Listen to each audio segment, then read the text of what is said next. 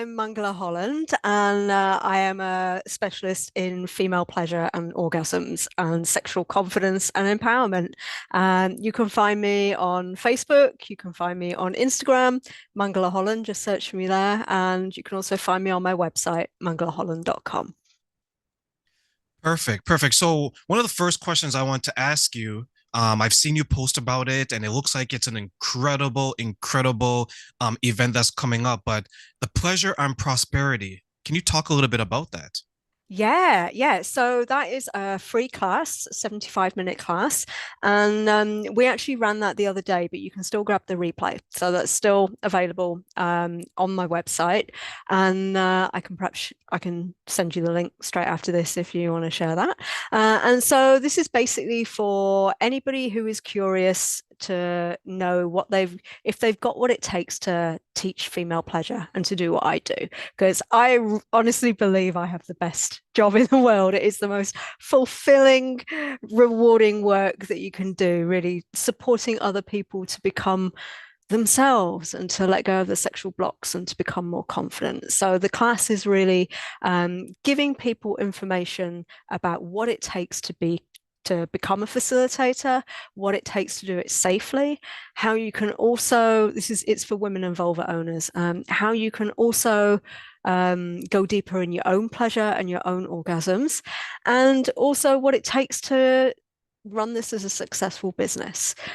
Because there's a lot of people try to step into this work and it is a very booming industry, but with that comes some challenges. So I'm really passionate about making sure people thrive by facilitating this work. So yeah, and I also talk about my facilitator training program in that workshop as well.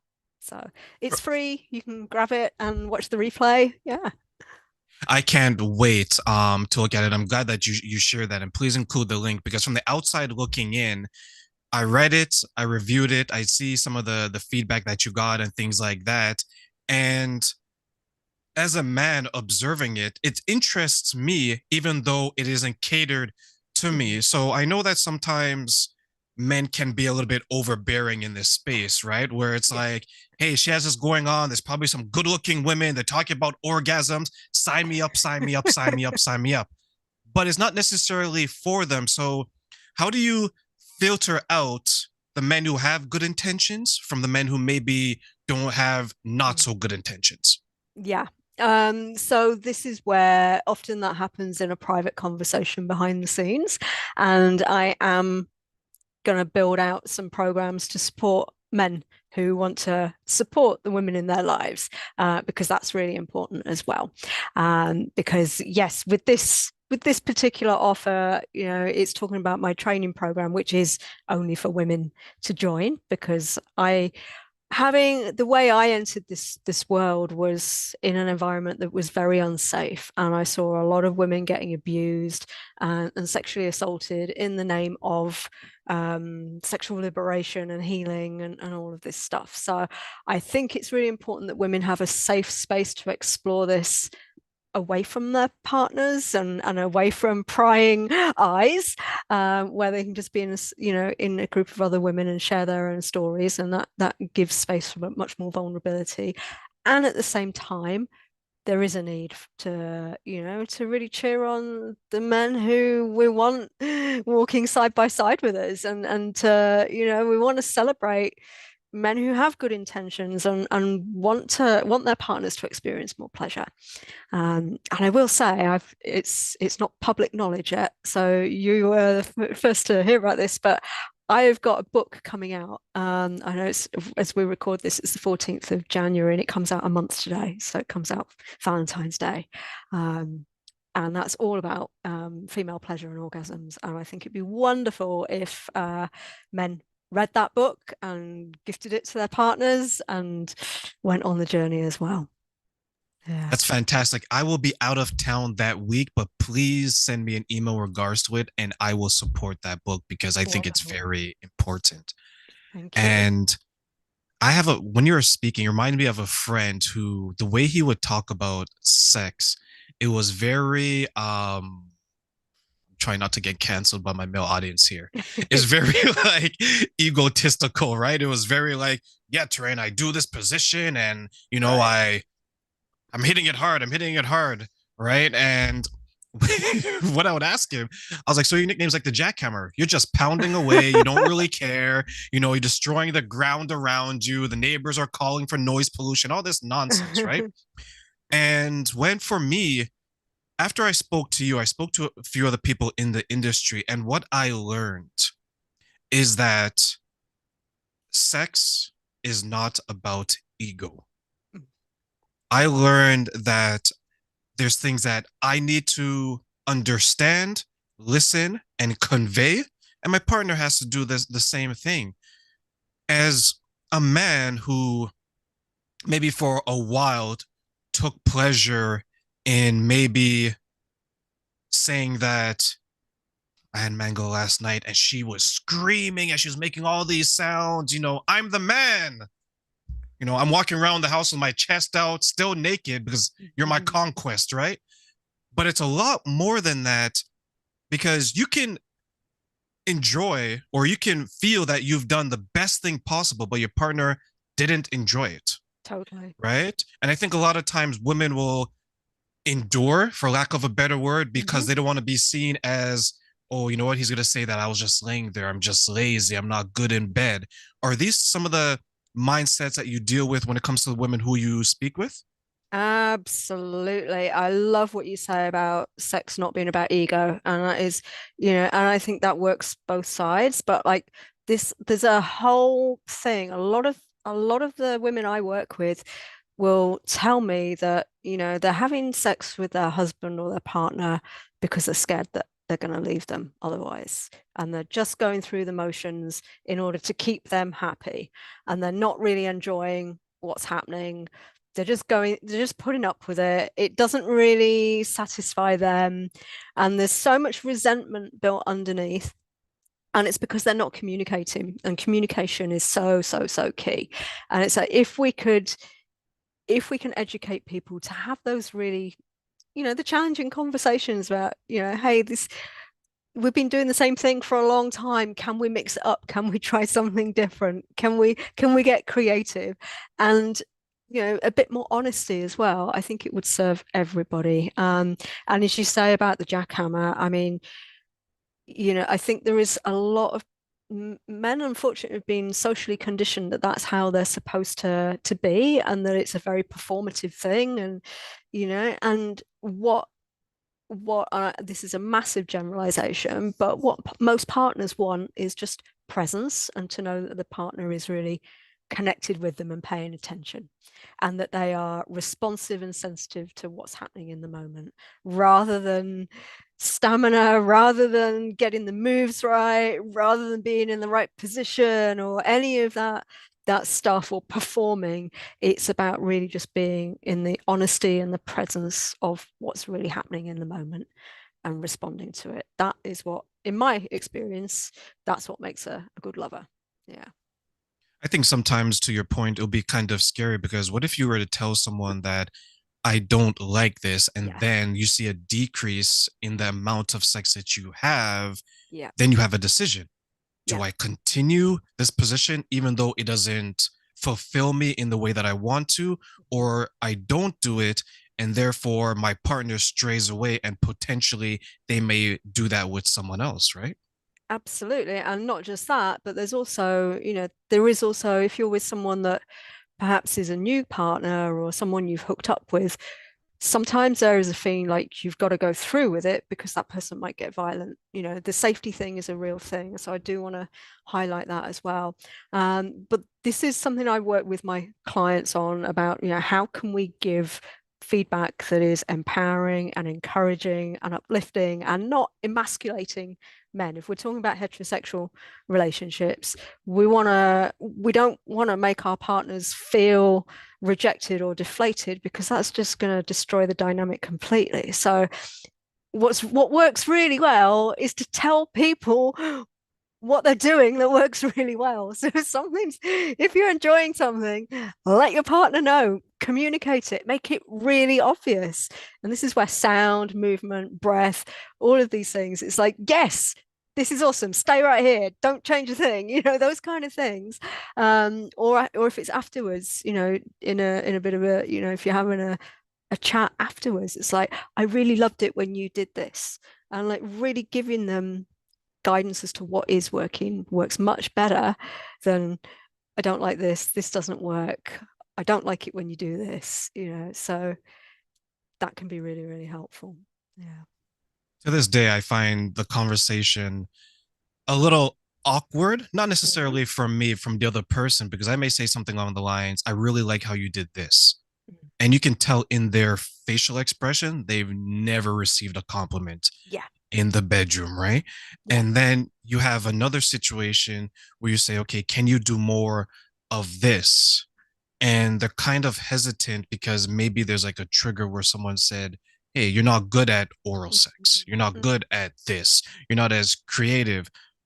So, how would we walk the fine line between giving feedback that is constructive but very positive, and very like, yeah, you're the champ, you're the Mhm. best at this, or whatever words you want to use, versus it coming across as you're not good enough, do more, Mm. learn more, Mm. be better. Yeah, yeah. And I think this can really touch on people's insecurities, whether it's, as you say, whether it's from a partner saying something previously that's not their confidence, or whether it's just like, oh, nobody's ever given me feedback on this. I don't know if I don't feel that confident in doing this to my partner, and I have no idea if it's good enough. And what if it's not? What if I'm not as good as his previous girlfriend, and all of this kind of stuff. And so I think this is where like really slowing down communication in the moment can be really good. It's like making that a real two-way conversation. How does that feel? Would you like more pressure? Is there anything I can do to like that will make you enjoy this even more right now? These kind of things can be really helpful. And sometimes this can happen. This can be really good when you slow the experience down, because I think everybody's in such a rush to be like getting it right, to everything being perfect, or that there's a race to orgasm, and we're leading busy lives. So it's like, well, we've got to squeeze this in, and then we've got something else at 7 o'clock or whatever it is, and it's like, what if we can just slow this down and really just be in the moment with it, rather than feeling like it's got to lead somewhere, and also bringing in a sense of humor when things get clunky and things get awkward, or it goes a bit wrong. It's just to bring more sense of humor into that so that you can laugh about it together and it doesn't become such a life or death situation. I think is really helpful. Yeah, I love that part where you said that if there's like an awkward moment or an awkward silence or even like an awkward gaze where you don't Yeah. know if the person's enjoying this, make a joke about, say, you know what, I'm gonna throw you in the air and I'm gonna somersault on you like in the Top Gun movie, right? Something along those lines, right? Just make it silly because the bedroom is such a sensitive Yeah. topic for a lot of people. And we're just trying to make sure that this is a moment in time where two people who have feelings about each other, there may be an attraction and maybe Mm, love and maybe whatever, mm, they just want to express it in an intimate setting. And it starts with the touching, it yeah. starts with the understanding. And then you may get into the penetration aspect of it. But it doesn't have to be, as you pointed out, performative, where you're like, okay, 50 pumps, no more. Right? If you orgasm, you orgasm. If you don't, you don't. But you Yeah. know what? I have to go to this business meeting in an Yeah. hour, whatever the case is, Yeah. versus let's make the time, as you said, slow it down. I want to understand your body. And that's what I had to learn as I started to pay more attention to the woman's body. I started to enjoy different positions that maybe I didn't enjoy Yeah. previously. So can you speak to the different aspects of the buildup to sex before you get to penetration?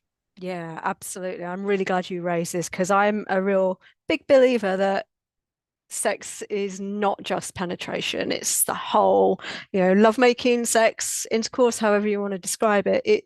It's the whole experience. And there's very wise people say that foreplay begins the moment your last lovemaking finishes. So it's like, there is build up before you even see each other, like texting throughout the week, can't wait to see you, and just building it up in all kinds of ways that might not be really overtly even sexual, but just letting your partner know that, I'm really looking forward to this. I'm setting the scene, and you're building yourself up to it as well.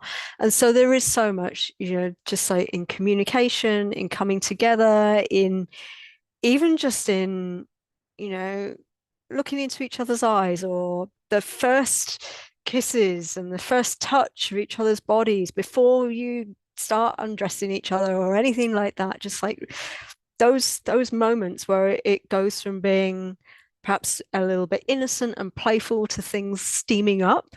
I think that is a lovely space to play in, and it's like, don't skip it too quick, It doesn't have to be, you don't have to jump straight to the main event. Like, take your time, enjoy the whole thing. And particularly when it comes to foreplay in a more kind of formal sense, like by the time you're, naked or semi-naked and in bed, and really giving that much more time. And I always recommend to clients, try doubling it and see what that does to your whole experience. Because particularly for a lot of straight women, they need a lot more foreplay than men tend to. And it can take longer for women to get aroused. So really prioritizing that can be one of the key shifts in turning something into a really powerful experience. And as you said about understanding the body, that is like learning what subtle cues are, if your partner's starting to get turned on and they're starting to enjoy things, like what are those subtle cues that are telling you this is going well? I don't need to try and switch to another move because she's clearly enjoying what I'm doing. It's like learning to read those is a game changer. Yeah. I think that's such a skill, and it's something that it seems maybe is kind of lost because you're coming in there with like the setup, right? Okay, Mm-hmm. we're both in the bed. She lays and she gets closer to me. That's my indication that she wants to initiate something, or at least for me to be around her in that type Mm-hmm. of setting. And then in our minds, we're like, okay, I know two moves. They've worked for me in the past. They should work for me in the future.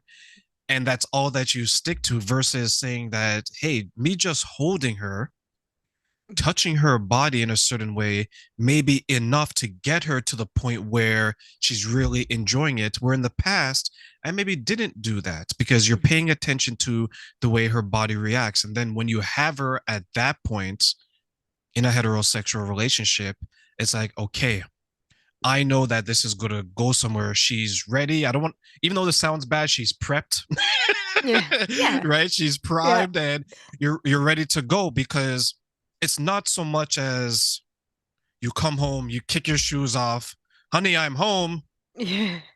and then you get straight into penetration, and then when you're done, you're like, okay, is dinner ready? Yeah. Right? Maybe 100 years ago, 200 Yeah. years Yeah. ago, when we didn't know any better, right? It's 2024. We know a lot better. There's Yeah. people like you educating us and continue to educate us. So how can we let go of some of the, I don't want to say the old ways, but some of the prior ways we used to conduct ourselves in the bedroom and say, this person is different from the last person. So I got to relearn what's going to work in the bedroom going forward. Yeah. And also, this person is still maybe still the same person from last week or even yesterday, but she could be in a completely different mood today. She's got different hormones going on. She didn't sleep as well yesterday. She's had a hard day at work. Like there's so many factors in the mix. And I think curiosity is one of the key things. Just being curious, being open, and being willing to explore and experiment is key. Like really taking this mindset set out of like, this is the formula. I do this, then I do this, and she does this. She responds in this way. It's like instead, if we can just be curious and like, okay, who are we today? Because you might be the one who's tired and not quite in the mood, and she might be the one who's like, come on, let's go. And you're like, actually, I just need it. I need a nap, you know? So it's like there's so much that we have to consider. And I think just being curious, being in that communication of like what's here right now, what do we both need, and giving that a bit of space, and just letting go of the rigid idea of it needs to look a certain way, it needs to be a certain way, because intimacy can be so many different things and can mean different things in any given moment. And I know in my own experience with partners, some of the most profound, amazing orgasmic experiences have just started from just something really organic and curious, where it started as a cuddle, and then there was something new just bubbled up to the surface, and we just had this really unique thing, and then it grew from there. And it's like, oh wow, neither of us knew that, as you were saying earlier, wow, this position, I never even considered that before, and all of these things. And it's like just being curious and being open, I think, is the key. Yeah. And I think, I'm not a good cook, but I think when I try and follow a recipe, if I've got standard things that I like to make, if I do rigidly the same thing all the time, I know roughly it's going to turn out the same all the time. But if I try a bit more of this spice, or I add in a few more vegetables, or I leave it to stir a little bit longer, you're going to get something different. And it's worth the experiment. I had a conversation with someone who watched I think it may have been your our first interview and another one, and they asked me the question and I had an answer, but because it was coming from a man and she was a woman, there was like a little bit of hesitation in me saying it and maybe even me understanding that she'd be receptive. And the question she had is, are men and women responsible for their own orgasm? I love this question. And I said yes. But it's something that you have to get to that point, in many cases together. Now, how would you answer that question and why? Yeah, I agree. I think we are all responsible for our own orgasms. I don't believe anybody else can give you an orgasm. Um, you can certainly co-create things, and it can be easier with some people than others for reasons that might not seem really obvious. And clients will tell me that all the time. Like, I struggle with this partner, and with my past partner, it was easier, or things like this. But I think we are all responsible for our own orgasms. And a lot of the work I do with women is around giving them the skills and the information and the confidence to find for themselves what works for them through their self-pleasure. And when they do that, when you're able to access your own orgasms and know that you can do that for yourself, it takes the pressure and the load off your partner, being like, oh, can I perform well, can I do this, you're not waiting for somebody to give you that something. You can do it, you can experience it yourself. So I think it really is important. And then when we come together then with our partners, we're just in that, like, what's in the moment here today. And sometimes people will orgasm easier than today than they could yesterday, and there can be many variable factors, but yeah, but essentially I do believe we're all responsible for ourselves. Yeah. Why do you think some people still believe that it's the responsibility of the other person to make them reach a state of orgasm? Can you say that again, just to make sure I've really got this? Yeah. So I'll give you an example before I ask the question. So what during my conversation with her, she was adamant that this is not someone that I'm with. This is just someone that I know, right? Yeah. So I said, okay, use me as an example. She said that it's your responsibility to make me reach an orgasm, right? And that's how we started having the conversation. And I told her that it's everyone's own responsibility to reach the orgasm. Sure, you can, as you mentioned, co-create it and you could achieve it together, Yeah.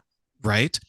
But after everything is said and done, if you didn't orgasm or you did, that's fine. Mm. But whether you did or not, you can't put that on the other person, try to shame them into No. doing it, right?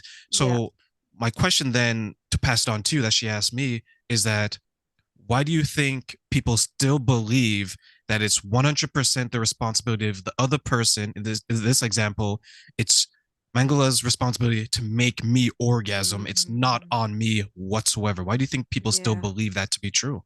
I think some of that is partly what we see in movies, what we see in porn.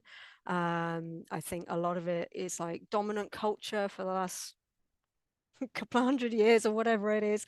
That there is that it ties in very much with, some of the stuff, like some of the, I don't know, like some of the trad wife stuff and stuff that I see out there of like it's your responsibility to serve a man and to provide him pleasure and all this stuff. And I think there's a lot of entitlement in that. And I think it works the other way as well. I see some women who get very entitled around this. It's like, oh, well, I need a man with a certain size cock or whatever it is. And it's like, or he's there to please all my needs. And again, I think that's entitlement. And I think there's a lot of immaturity in that as well.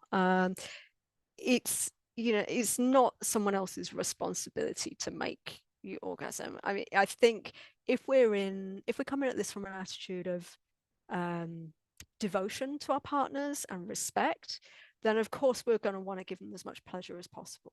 But it's not coming from this guilting someone or shaming them or blaming them if they're not getting it right. Um, and I think there's so much that can be shifted in a dynamic when we have a lot of respect and admiration for our partners. And perhaps partners who've not got that much experience, like they shouldn't be shamed or blamed for that. It's our if we know what works for us, then we can hopefully work together as a team and communicate that so we can set them up for success. But just because somebody doesn't orgasm doesn't mean it's not been a fulfilling experience either, and there can be too much pressure put on that orgasm. And some of the women I've worked with have never experienced orgasm in their lives, and they might be in their 40s or their 50s. And so there's huge pressure and weight on it. And every time it goes wrong, they beat themselves up because it's like, oh, it's gone wrong again, and that can really make people feel like a failure, and it can make their partners feel like a failure, and then the partner feels like they don't want to initiate because they're worried they're going to get rejected, because the partner doesn't want to receive it because they're worried it's going to go wrong, and it just becomes this really unhealthy dynamic. And that can be totally worked through, by the way. Yeah. Do you think we'll ever reach a time where the experiences in the bedroom and the connection is enough for both people involved? Yeah, I hope so. I really do. Yeah. I do. And I see this with a lot of my clients. So I've got one client at the moment who they've just celebrated their 26th wedding anniversary, and they've been together. I think she's in her mid 50s. They've been together since they were 18, and they are now having the best sex and pleasure of their lives. They're both having much more pleasure. Communication is just better than it's ever been. She's having amazing orgasms. And it's like, and it's just so wonderful seeing the ripple effects in every area of their lives. And that's what's possible. And so I do believe we can work towards this. And I think it's really worth making sure that we continue to make it a priority in our lives, and not just letting that side of life diminish, particularly in long-term relationships. Yeah. I told someone the same thing where the intimacy between people, the two parties involved, is very important because it's an expression of their love or their attraction or whatever word you Yeah. want to use. And I remember telling someone else that she was putting too much emphasis on the look of the person, right? He has to Right. have big hands. He has to have, he's 6 foot tall. He has to have this certain length. Because according to her, that's the only way that she can reach a point where she's really enjoying it. Mm. So I proposed to her and I said, okay, let's say you build this man, right? And you have an ideal man. You can build him, or you can get Aladdin's lamp. You rub the lamp and you have your 3 wishes. And he's like, terrain, this tall, his hands are this big, he's this size. And then I turned to her and I said, what if he's homeless? Would that be okay?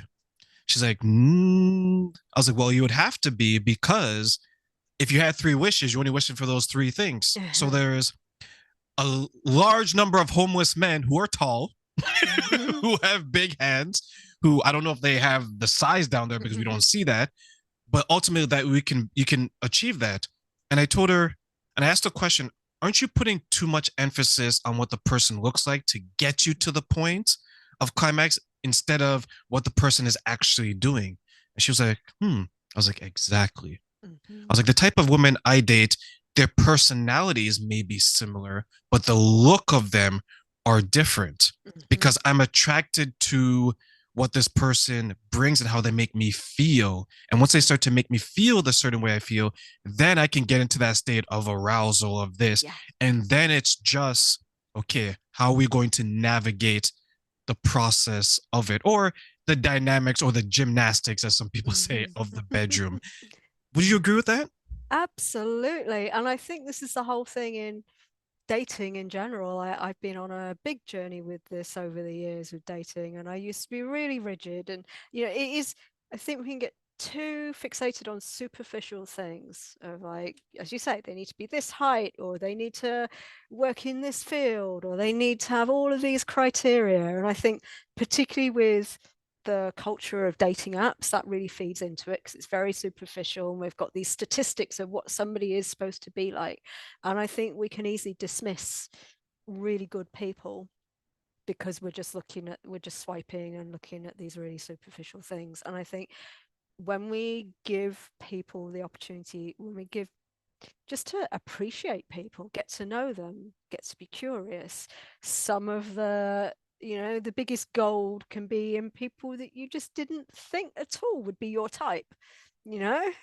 And it's like if we can, yeah, just get curious about that and care less about those superficial things. That's always been where, in my experience, where the best things have been. And I've seen it with a lot of my clients and a lot of my friends as well. And it's like, wow, this amazing person has shown up, and it's like they're wrapped in a completely different package than what I had intended or what I was visioning or what I had on my wish list and all of these things, that a lot of women like to talk about having a checklist of all the things someone's got to have. And it's like, well, instead, let's get to know the human and see if there is actually chemistry there.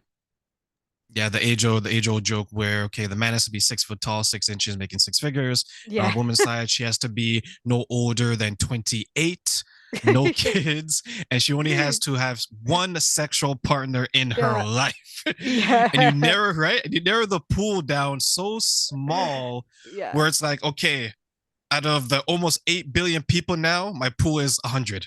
Yeah. Right? And having those criteria, it's like you're not even looking for somebody who's caring, someone who's genuine, someone who's a good person, someone who's honest. It's like if you're that fixated on the superficial, it's like, does that mean that you're okay dating an asshole and just because they hit that criteria? Yeah.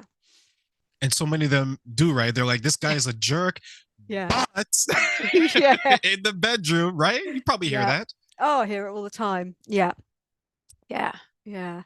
Yeah, absolutely. And I think, unfortunately, it's very easy to get fixated on what feels exciting, but that excitement could actually be a dysregulated nervous system and it's not a genuine connection. It might feel really hot and thrilling in the moment, but that if you're going back to someone repeatedly that you know isn't good for you, that is a red flag.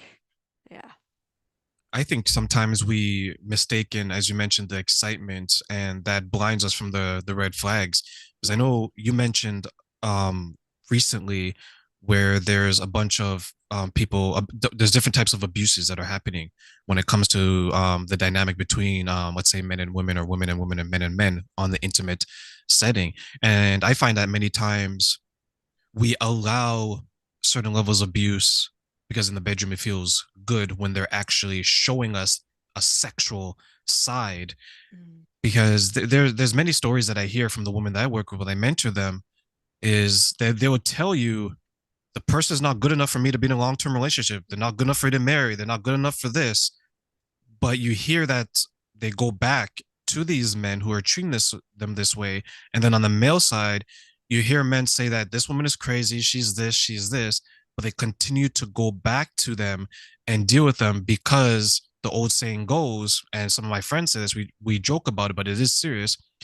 The best ass is a crazy ass, and a crazy ass is the best ass, right? Like everyone has their slogans to kind of justify them keeping around someone that they know is narcissistic, Yeah. toxic, and bringing anything but happiness in their life. Why do you think we continue to go back?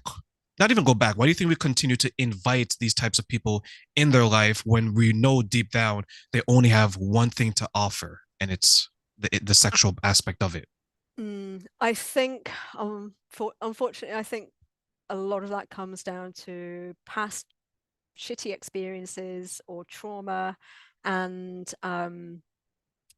a lack of self-esteem. Like if I look back to like how I was in my 20s, and I was just having a string of drunken one night stands with all kinds of randoms, and I was that crazy ass back then.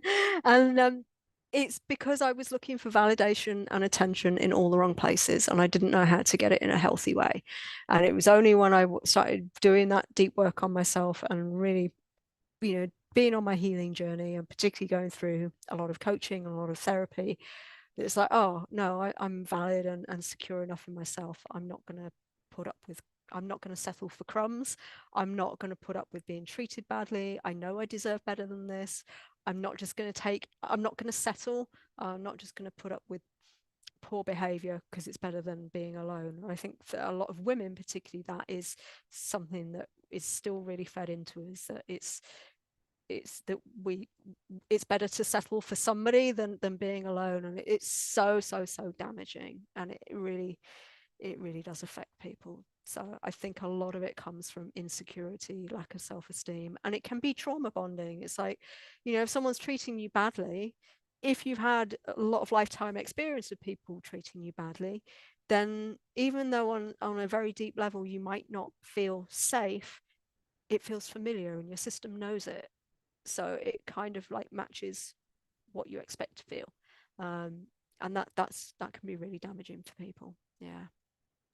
I think so as well. And I think it's pushed onto us because we're by design, we're very we're a species that loves the company of another person.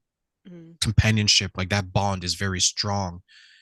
And there's always the joke that what do you if you have a choice, would you share your would you want your bed to be cold and alone and Mm-hmm. lonely?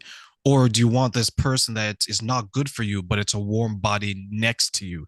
Yeah. And many people do choose that, unfortunately, because it's it's easy to allow chaos in your life, right? And it scratches an itch. Yeah. It meets a need on a certain Exactly. level. Yeah. Yeah.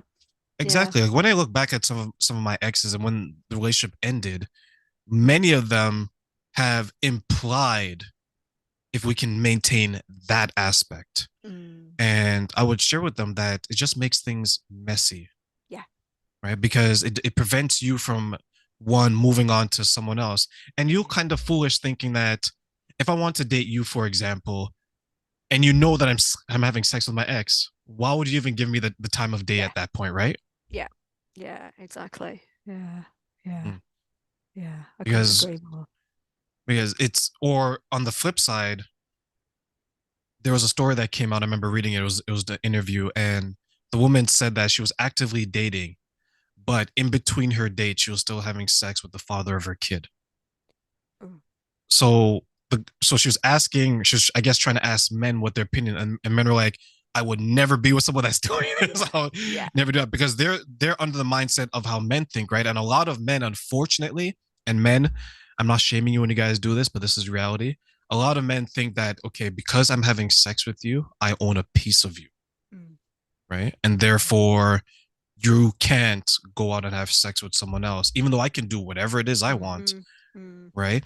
And I think that's a mentality that is often dangerous because if you're trying to invite someone else into your intimate life like that, you're going to have to cut ties with that person who thinks that way. Yeah. Um, some of the women you deal with are is this some of the conversations that you're having with them, or is this maybe some of their experiences where they're trying to cut ties, but they're walking that fine line between a past partner and looking to get a Mm. current one? Yeah, I see. Or, or it's that they really want to be in a proper relationship, but that's what they say they want, but their actions are actually, I'm just going to hook up with this guy from Tinder that I know is just going to be a one-off. It's like, well, your actions aren't matching what you say your intentions are, So yeah, I do. I see it a lot. Or they keep they keep having this hope that the person who they keep hooking up with is going to magically turn around and go, okay, let's make a go of it, when they know deep down they're not, and it's just sex, and it's never going to become more than that, and they keep just being thrown enough breadcrumbs to like stop them from making that cut and moving on.